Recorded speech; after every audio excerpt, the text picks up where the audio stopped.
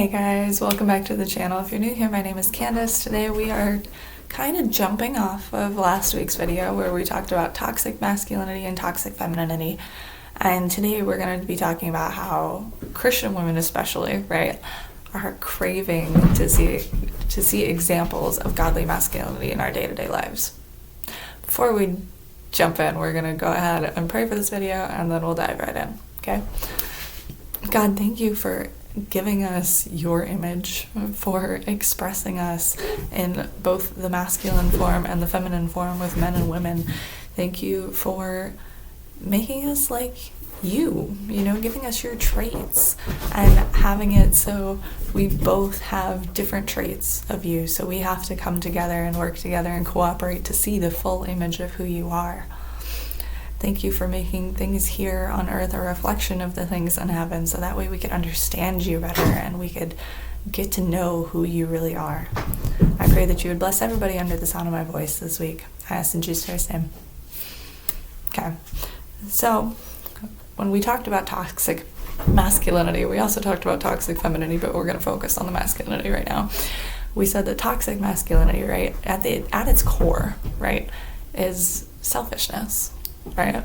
It's selfish, it's cruel, it's not protective, not providing, shirking responsibilities, Ultimately, it's just a giant expression of selfishness in the same way that toxic femininity is, but in, a different format.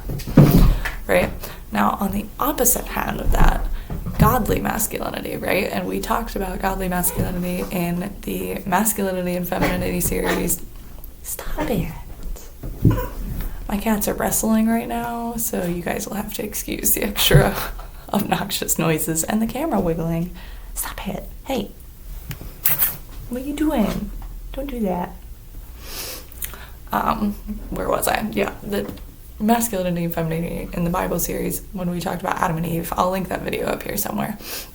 We talked about how God made men in his own image. He also made women in his own image, but expressing different characteristics. So for the men, they were selfless, they're protective, they're providers, right? They have a purpose, they're leaders, they are respectful and loving towards women, right? They're responsible. And then, on the other hand of that, women are, softer, more receptive, more relational, still supposed to be selfless and serving, of course. There are some commonalities between the traits. But for men, they were specifically given roles. They were given a purpose. They're given leadership. They're given headship. They are given the greater responsibility in that sort of way. And so godly men will portray those traits in their day-to-day lives, right? And as women, especially as Christian women, because I'm speaking from a Christian woman point of view here, I can't exactly speak from a man's point of view. I'm going to only speak from my own here. But I know a lot of Christian women are really, and just a lot of women in general, are really looking for that image and those traits played out in day-to-day life, right? Especially this day and age when culture has warped what God meant men and women to be. We've moved towards androgyny or flipping the traits, and women trying to be men and men trying to be women, and rejecting what God made us to be originally. This culture has taken God's view of things and just kind of flipped it on its head.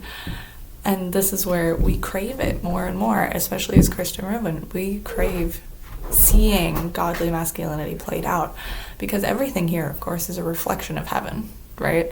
God made marriage as a reflection of our relationship with him, right? God made things here on earth to be a reflection of who he is, so we can get to know him and understand who he is. And so to understand it fully, as a woman, if you're just around other women, you're not going to get the full picture of God, because you aren't getting the masculine side of it, right? You need to be able to see the masculine side to understand the full image of God, in the same way that men need to see the feminine side in order to understand the full image of God. So we are looking for that, right? And if you're a man watching this video, be encouraged. We are looking for godly men to step up, just not necessarily, of course, as Christian women, we are eventually hoping to get married, stuff like that. But I'm talking about just like godly men stepping up, like as friends, as leaders in the community, as, just helpful human beings, right? And just being able to see it played out in different formats helps us understand God better. And so for me personally, okay, in the last 10 years of my life, I can count the number of times that a man has gone out of his way to portray godly masculinity and be, a protector or a provider or something like that towards me, right? In the last 10 years, the amount of instances that this has happened, I can count on one hand and not use all my fingers. That's how rare it is these days, guys. If you grew up in a family where, godly masculinity and femininity is totally played out, then I don't think you might understand exactly how rare it is for the majority of the population. Like, in 10 years, I've only had experiences with this happening less than a handful of times, right? And these were all instances where it was random men who I knew, one I didn't, who just went out of their way to be decent human beings, right? But through that, they were showing and expressing godly masculinity. And that's, what kind of restored my faith back in, there are actually godly men out there, right? So we're going to go through these instances really quick, just a few of them. First one, okay, I was at an event with a lot of people my own age at the time, early 20s, mid-20s, I was at an event.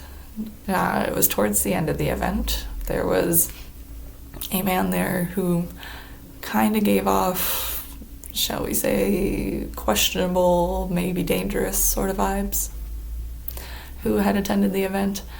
And of course, if you've listened to some of my other videos, I've talked about, how I've kind of got a radar for men like that because I've had experiences with men like that, and so I just avoid them like the plague, right? So I knew this guy was giving off that sort of vibes. Now, he was leaving the event, and I was ready to go home, too, and get out of there. So I waited, a couple seconds after he left with the person he was with, and then I decided to walk down the stairs, too, because I was ready to go.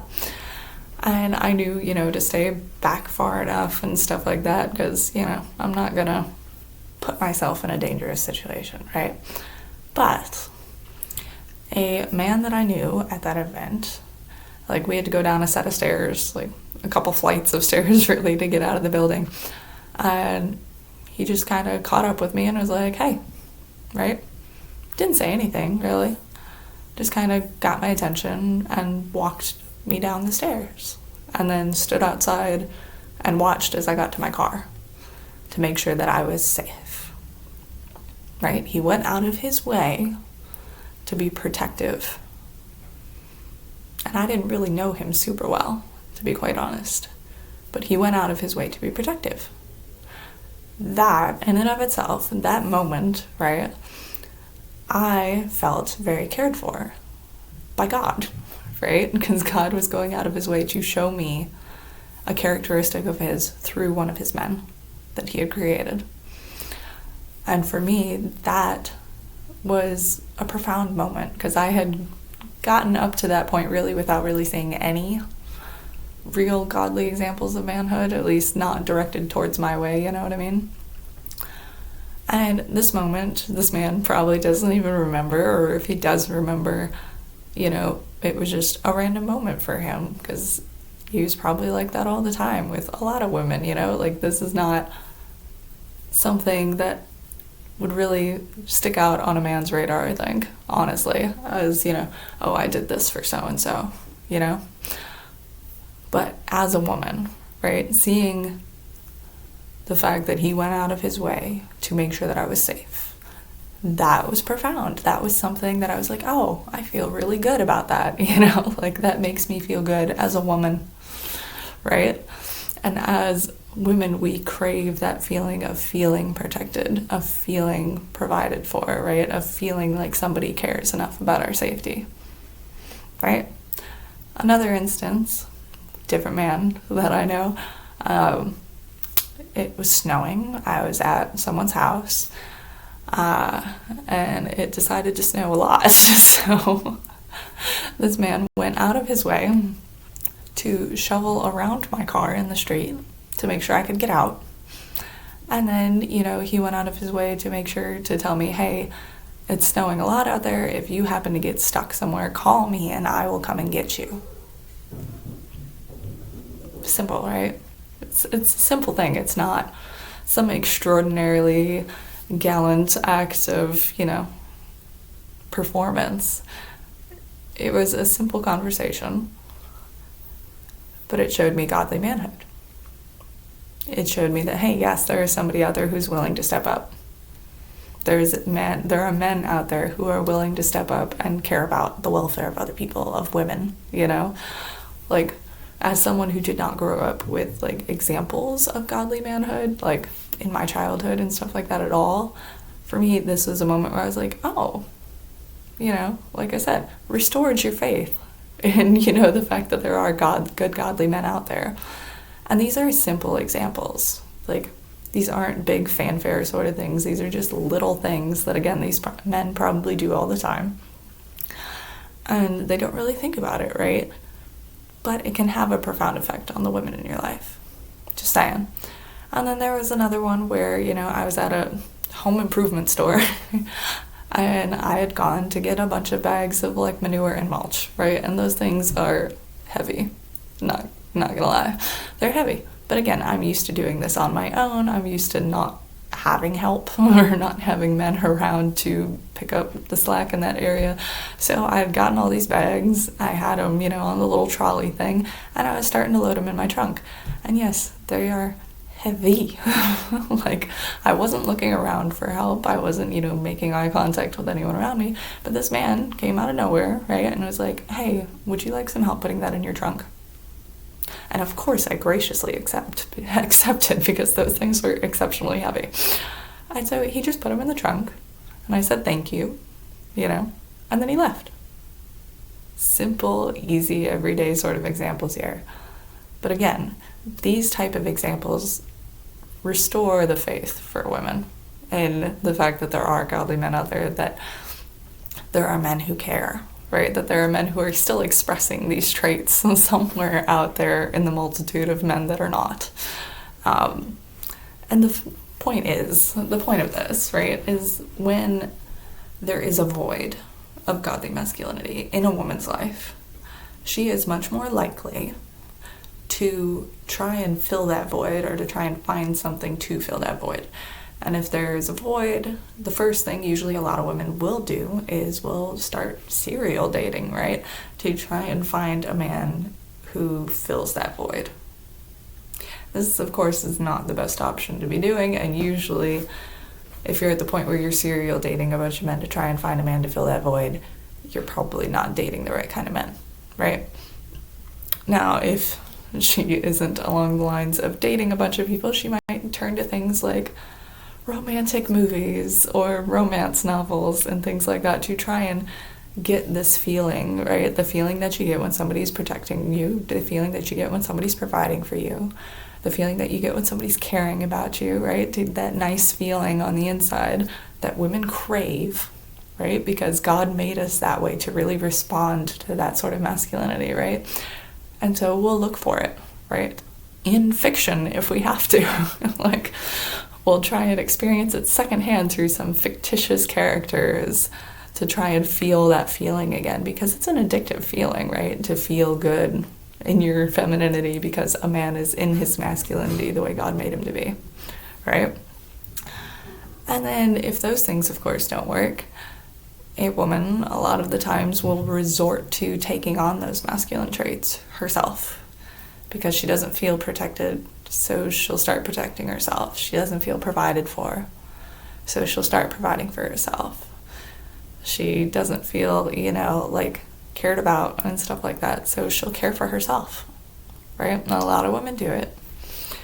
And is it necessarily healthy to take on the masculine traits? Not really. But again, it's something that women have a tendency to do when there is a void of godly masculinity in our lives.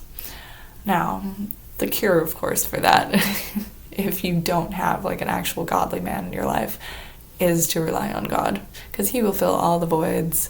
He will be there. I mean, he is the ultimate, because he has all of those traits. Obviously, he gave them to men. And so he will show you those traits, right? He will provide for you. He will protect you. He will take care of you. But I wanted to frame this last little part here towards the men. If you are, expressing your godly masculinity, and say a woman rebuffs you for opening a door, or for, offering to help her carry something that's heavy, don't give up. Like, don't stop showing those traits just because a couple of women aren't receptive to them. It's encouraging for us women to see godly masculinity played out, right? Like I said, those 3 instances with different men were probably nothing in and out of their brains. They didn't even think about it probably the next day sort of instances. But for me, God used those few instances to restore my faith in the fact that, yes, he still has godly men out there. So even though they were small little gestures, God can use them to thoroughly impact a woman in your life, right? And if you're on the receiving end as a woman, I would say to encourage those traits, right? If you see a godly man going out of his way to help you, encourage him, thank him, so he will continue doing those things with other women, because we need more godly masculinity in the world. I mean, come on, a lot of the world is going to pot. And we need men who are responsible, who are leaders, who are masculine, who are protective and selfless, stepping up to take those roles and to lead, humanity, shall we say, by being led by God. We need it, and we crave it, especially as women. We do. We might not admit it all the time, but we totally crave it. All right, on that note, I'm going to end this video and go check on my cats. See y'all next time.